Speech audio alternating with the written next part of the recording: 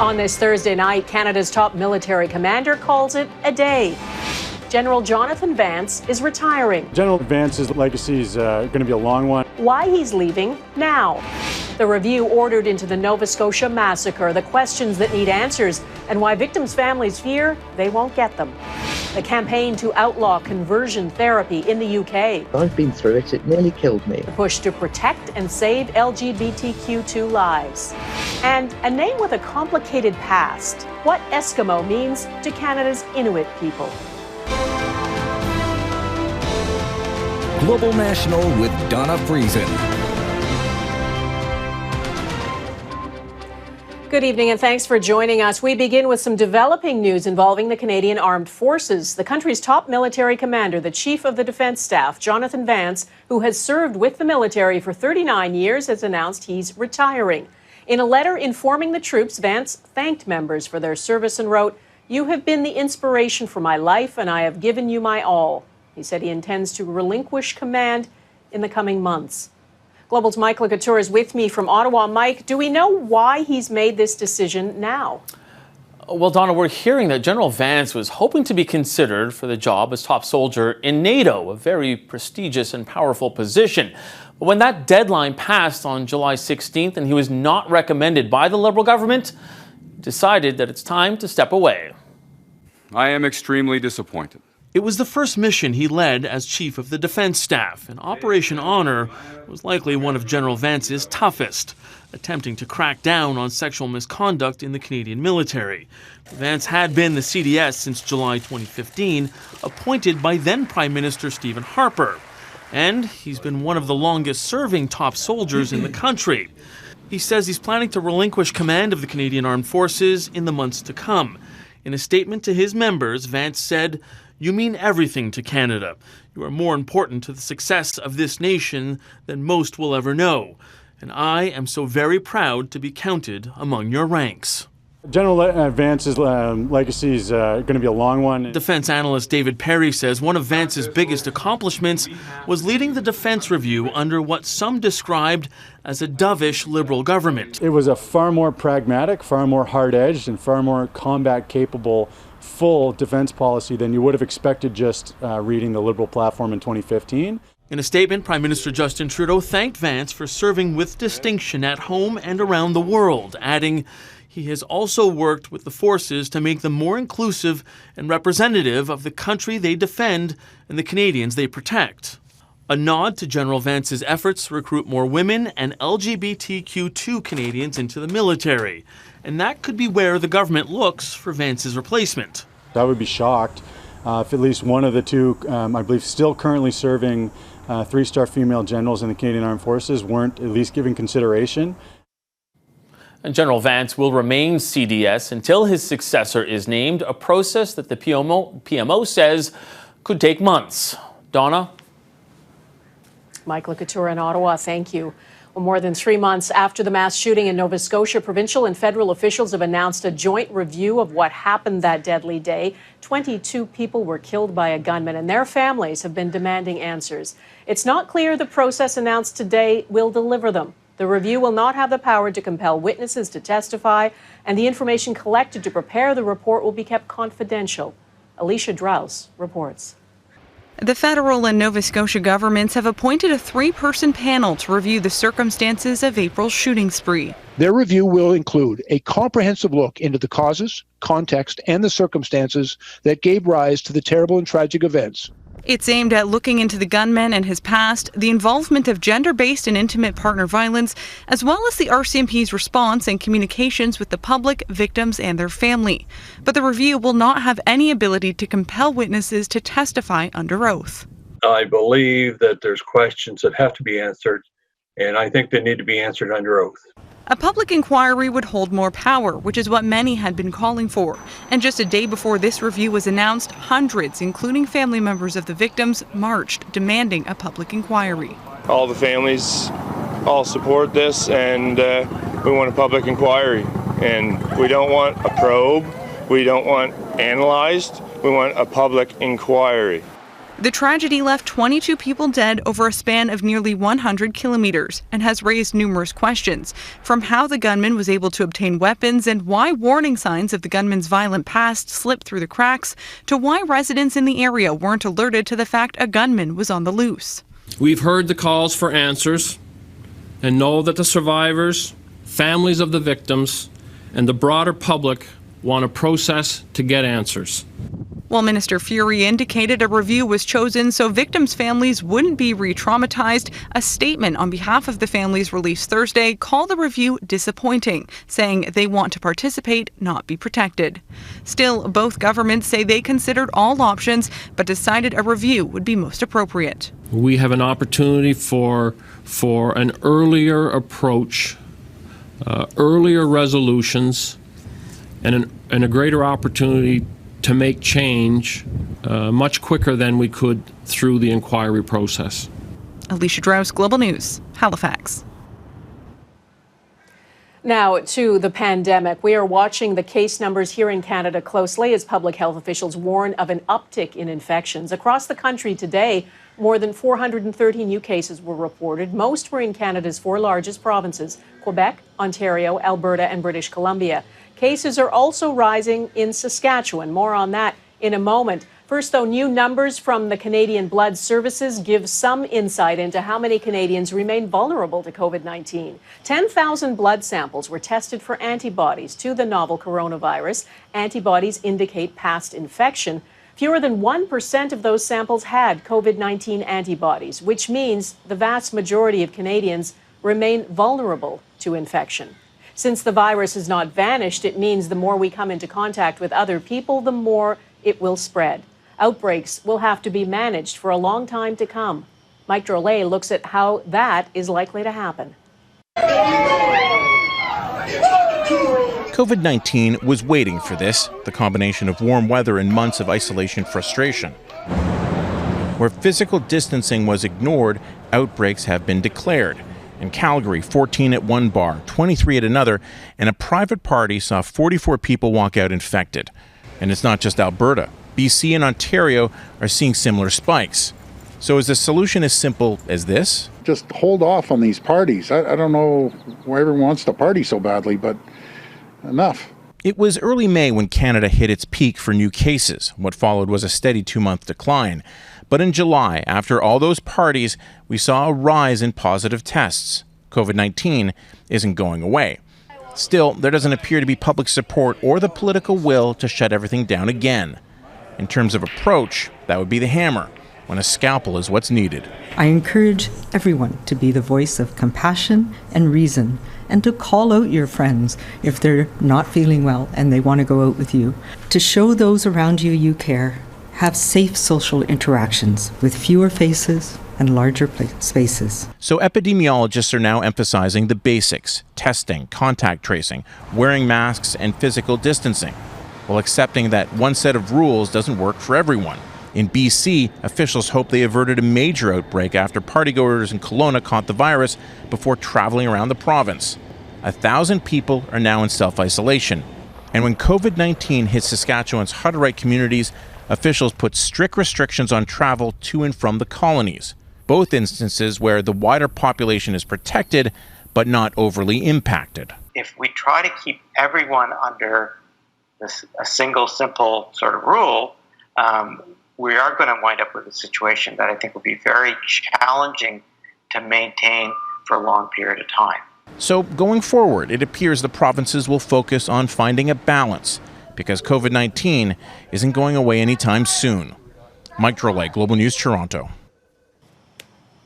We're getting a better sense tonight of how many passengers on flights to and from Canada may have been exposed to COVID-19. According to the Public Health Agency of Canada, at least 561 flights between February 4th and July 18th had either confirmed or suspected cases on board.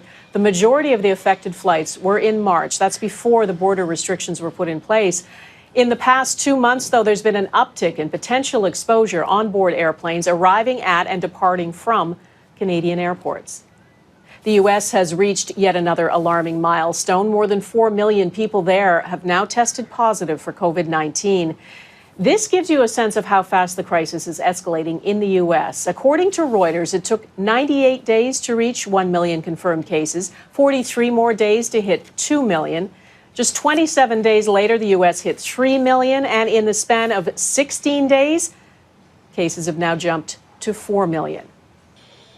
As case numbers rise, so too is America's death toll from COVID-19. As of tonight, more than 143,000 people in the U.S. have died, and that is by far the most people who have died in any country in the world. The images coming out of Portland, Oregon every night are dystopian. Federal agents in camouflage and with no ID facing off against increasingly defiant protesters. Last night, the city's mayor was one of them. Ted Wheeler was tear-gassed outside the federal courthouse where fires had been started. The mayor said federal agents sent by President Trump are not welcome, but he was jeered by protesters for not reining in local police. They believe if he had, federal agents may not have been sent in to quell the protests about racial injustice and police brutality. President Trump is sending federal agents to other American cities. Hundreds of agents are being deployed to Chicago and Albuquerque, New Mexico. Trump claims there have been outbursts of violence in the Democrat-led cities and blames the so-called radical left. He said he intends to expand his crackdown to other cities as well. Chicago's mayor is cautiously accepting the agents for now, but warns the city will take the president to court if there are any unconstitutional actions. Critics say it's all a political ploy by the president and part of his re-election strategy.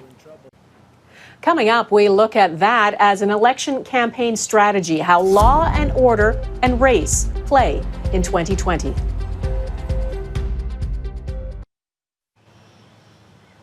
A widely discredited so-called therapy has been used for decades to try to change a person's sexual orientation. It's called conversion therapy, and though it may seem like a relic of the past, it is still legal and practiced in many countries. Canada's federal government has introduced legislation to criminalize it, and now British Prime Minister Boris Johnson is promising to do the same. As Crystal Gamansing reports, the pressure is coming from young people demanding change. Monroe Bergdorf, an actress, model, and transgender activist, is known for using social media to engage on important issues. Recently, Bergdorf, along with Elton John, Dua Lipa, and others, used their social media power to highlight the ongoing practice of conversion therapy in the UK and a petition to stop it. It's amazing in a way that we've seen this groundswell of support, but at the same time, the reason we've seen this groundswell is because the government hasn't taken action yet. The petition putting the issue back in the spotlight and hopefully on the government's radar was started by a 15-year-old. In the Quran, there's a quote that says, "O those who believe, stand firm for justice, even when it's against your own people." And I read that a couple of days also before I started the petition. That also kind of struck me, the fact that we're supposed to be standing up for each other's rights, no matter who we are, where we come from, or what our background is. Many religious groups are coming together in support of the ban. 3 years ago, it was the Church of England that first issued the call for change. There are many forms of conversion therapy, including psychotherapy, exorcism, and corrective rape. Proponents have positioned it as a cure for a person's sexual orientation or to suppress their gender identity. Our human rights go as far as the fact that we don't do harm. And when we know that we're committing harm, and we know the mental anguish that we put so many of us, I've been through it, it nearly killed me. Research suggests those who have been through it are more likely to try and end their lives. The health consequences were part of the reason Theresa May's government in 2018 committed to ending the practice. The current administration says that everyone should be able to freely live their lives safely. Many advocates say a rise in nationalism has led to more intolerance recently, putting the LGBTQ2 community at even greater risk. There's been some very unhelpful politics going on in the background, and I, for one, am speaking out now because I'm extremely concerned. Concern that as every day passes, vulnerable members of society are still unprotected, and there are only a few days left in the current session of Parliament. Crystal Gamansing, Global News, London. From Nixon to now, still ahead, tracing the Republican strategy to combat crime in the U.S.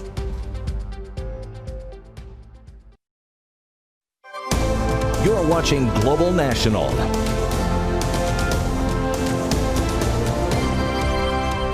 For decades in the U.S., politicians have used a law and order agenda layered with issues of race to try to win over voters. In the late 60s, Richard Nixon promised to restore order to American life, and President Donald Trump is running a law and order campaign in 2020.